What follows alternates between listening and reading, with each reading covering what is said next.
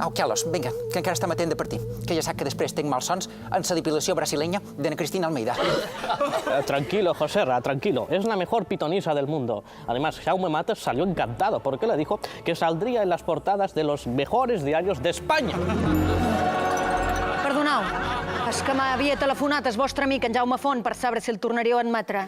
Bueno, agilice, señora, porque usted cobra por horas. Calla, tros d'asa, que encara et posaré dos botifarrons negres. A veure, tu, quin és el teu signe d'astral? No, con lo qual ja me n'anàvem. Escorpí. Ah, els escorpins ho passaran molt malament en s'escana. Sí, i ara també en ses costelles. Bueno, Joserra quiere saber el futuro sobre su partido. Ah, d'acord.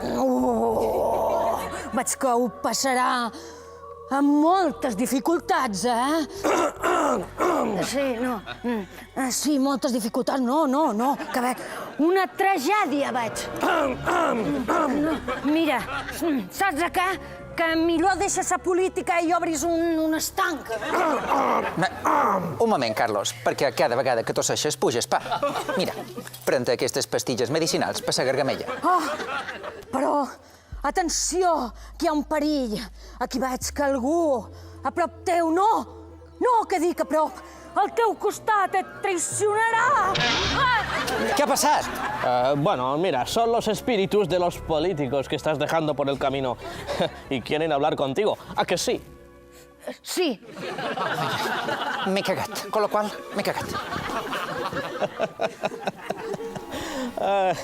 Bueno, sus honorarios, brujatrola. Ay, viva España y viva yo. La verdad es que no sé cómo Joserra se ha podido creer esta patraña. Carlos, soy José María Aznar.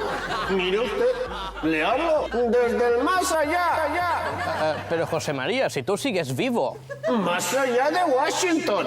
Mire usted, a ver si voy a tener que ir a Baleares a poner orden.